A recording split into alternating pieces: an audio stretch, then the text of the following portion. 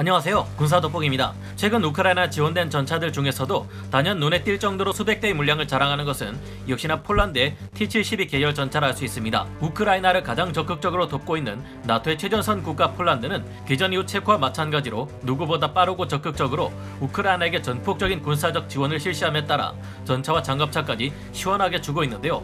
폴란드는 T-72 계열의 전차만 해도 우크라이나군에게 232대나 지원했고 그 외에 T-72 전차의 개량형인 PT-91 전차까지 지원했다면 그보다 더욱 많은 전차 물량을 우크라이나군에 지원해 준 것으로 추정되고 있습니다. 우리는 T-72 전차를 대량으로 도난당했다.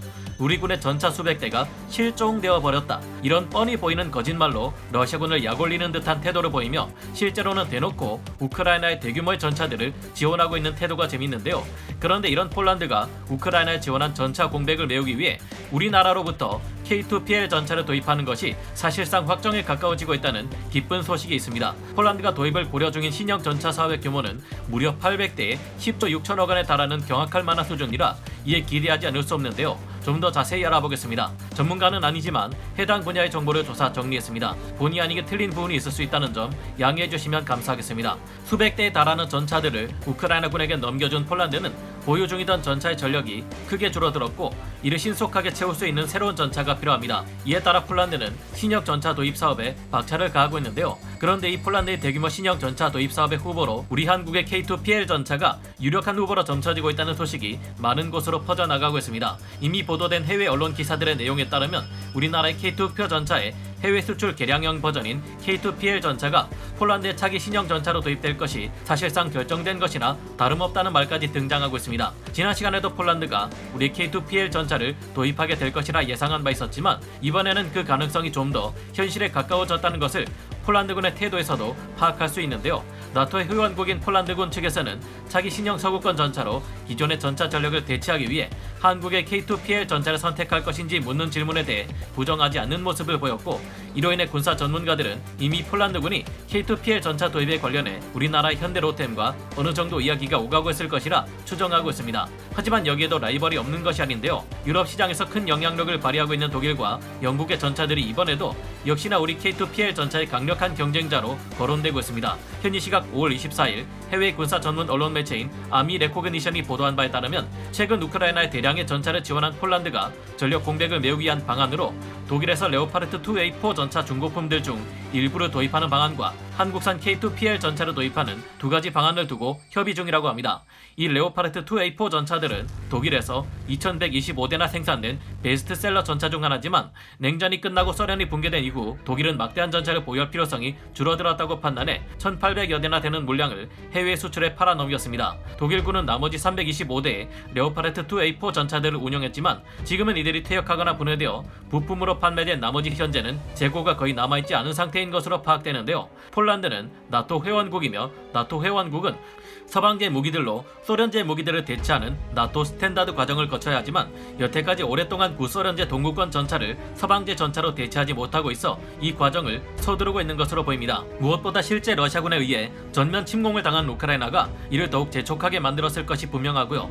미국과의 정치적 관계를 고려해 폴란드는 급한 대로 M1A2 SCP V3 전차의 수출형 버전 250여 대를 도입했지만 한 가지 껄끄러운 문제점이 있습니다. 전차의 포신은 길면 길수록 더 높은 가스압을 이용해 빠른 속도로 포탄을 날려보낼 수 있는데 널리 알려진 것처럼 포탄의 위력은 질량이 높고 속도가 빠를수록 더욱 강해집니다. 미국 육군이 사용하는 M1A2 에이브람스 전차들은 44 구경장의 짧은 포신을 가졌기에 포탄의 속도가 55 구경장 포신에 비해 느리지만 대신 질량이 높고 밀도가 큰, 즉 쉽게 말해 무겁고 단단한 열화우라늄을 포탄에 사용하기에 문제가 되지 않습니다. 미 육군의 M1A2 SAP V3 전차의 경우 55 구경장 포신을 사용하는 전차들의 포탄에 비해 거의 대등한 능력을 가지고 있으며 열화우라늄이 전차의 장갑에도 들어가기에 최고 수준의 방어력을 자랑합니다. 하지만 이 열화우라늄은 M1A2 SCP V3 에이브람스 전차의 수출량에는 적용되지 않습니다. 그래서 포탄의 관통력도 떨어지고 방어 방어력 또한 떨어지는데요. 이 수출용 포탄은 균질 아변 장갑 RHA 기준으로 관통력이 약 700mm 수준에 그치는데, 이 정도 관통력으로는 러시아 최강의 전차라 불리는 T-90M 전차의 렐릭트 반응 장갑으로 보호되는 전면 장갑을 관통하기 어려운 것으로 알려져 있습니다. 물론 지난번 우크라이나군이 칼 구스타프 무반동포처럼 위력이 떨어지는 대전차 무기로 이 T-90M 전차를 격파한 적도 있지만, 이 당시 우크라이나군 보병은 T-90M 전차의 전면이 아닌 후방을 노렸던 것으로 알려졌습니다. 즉 폴란드가 도입한 250여 대의 M1A2 SEP V3 전차 수출 버전으로는 러시아 T-90M 전차 다수를 상대하기 어려울 수도 있다는 것인데요. 그런데 이런 문제점을 폴란드가 도입을 고려하는 두 가지 전차 중 하나인 레오파르트 2A4 중고 전차 또한 가지고 있습니다. 이 전차들 또한 44 구경장의 포신을 가지고 있는 데다 이 전차의 포신은 같은 활강포라도 오래된 구형이기에 성능이 더 떨어집니다.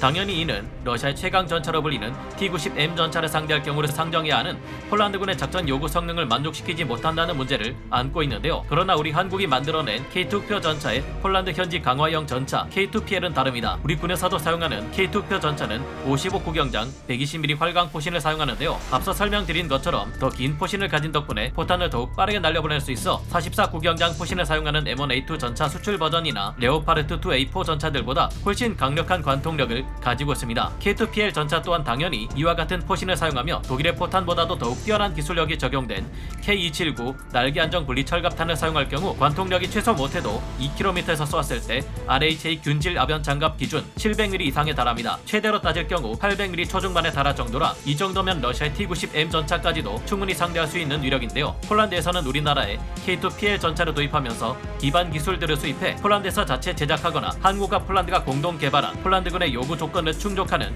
모듈화 장비를 장착한 K2PL 전차를 수출하고, 폴란드는 이를 라이센스 생산하는 두 가지 방식 중 하나를 선택할 것으로 보입니다. 심지어 차기 전차로 우리나라와 XK3 전차를 공동 개발하는 것에 대한 검토 또한 이루어지고 있을 정도로 폴란드는 우리나라의 전차에 대한 관심이 높은데요. 폴란드 육군은 우리의 K2표 전차의 차체와 포탑을 더욱 크게 만들기를 원했고, 이에 따라 더욱 크게 벌크업된 우리의 K2PL 전차는 무려 65톤의 전투 중량과 더욱 증강된 전면 장갑을 가지게 되었습니다. 그에 따라 보기륜 또한 저우 각각 한 개씩 더 늘어나 각각 7개씩의 보기륜을 갖추고 있는데요. 뿐만 아니라 차체가 커지면서 포탄의 적재량 또한 늘어날 것으로 보입니다. K2PL 전차는 모듈식 장갑에 능동 방어 장치와 리모트 컨트롤 시스템은 물론 기동 감시 명중률을 보정해주고 포신의 힘을 측정해 오차를 줄여주는 동적 포구 감지기까지 가지고 있는데요. 뿐만 아니라 적군의 목표물을 Q에 넣고 미래 위치를 계산, 자동 조준하는 목표 조준 프로그램과 고속으로 기동하는 물체를 쏠 경우 사격점이 일치하는 순간 방아쇠를 누르지 않아도 자동으로 사격하는 고성능 사격 통제 장치까지 가지고 있어 울퉁불퉁한 지형을 빠르게 기동하면서도 목표를 정확하게 사격하는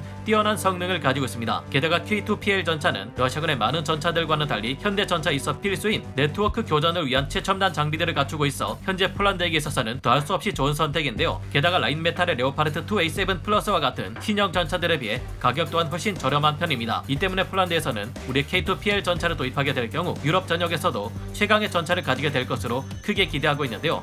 또 다른 변수로 영국이 챌린저 3 전차를 폴란드와 공동 개발하려는 제안을 하고 있기도 한데요.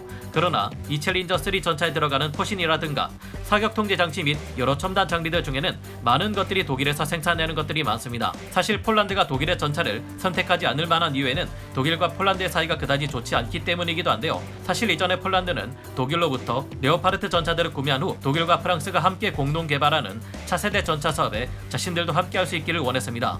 레오파르트 전차의 성능이 폴란드의 요구를 충분히 만족시킬 수 있었기 때문인데요. 그러나 폴란드를 그다지 좋아하지 않는 독일에서는 이를 거부해버렸고, 그 결과 폴란드가 독일 대신 우리 한국의 K2PL 전차에 큰 관심을 가지게 된 것이기도 합니다.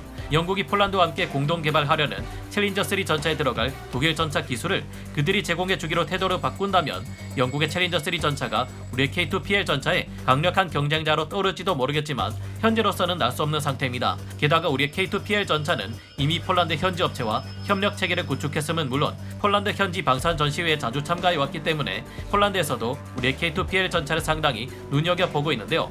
확신할 수는 없지만 사실상 한국에 K2PL 전차를 도입할 것인지에 대한 질문에 폴란드군이 부정하는 태도를 보이지 않았기 때문에 K2PL 전차의 폴란드 수출은 이미 상당히 가능성이 높아진 것으로 보입니다. 부디 우리의 K2PL 전차가 미국의 M1A2 SEP V3 에이브람스 전차와 독일의 레오파르트 중고 전차, 영국의 챌린저 3 전차들을 모두 이겨내고 폴란드에 대량으로 수출될 수 있기를 바라봅니다. 폴란드는 230여 대의 PT-91 전차, 우크라이나의 대부분을 지원한 280여 대의 T-72 계열 전차는 물론 현재 249대에 달하는 레오파르트-2A4 전차 및 레오파르트-2A5 전차까지 모두 결국은 서방제 전차로 대체해야 하기에 이번 기회를 우리나라에 K2PL 전차가 잡게 될 경우 그 전체 수출 물량만 760여 대에 달하는데요. 폴란드 정부는 최대 800대 신형 전차를 요구하고 있으며 그 예산 규모는 무려 88억 5천만 달러, 하나 약 10조 6천억 원에 달합니다. 그런 만큼 우리나라의 K2PL 전차를 폴란드에 수출 성공시킬 경우 10조 6천억 원에 달하는 수출 이익을 볼 수 있을 가능성도 있는데요.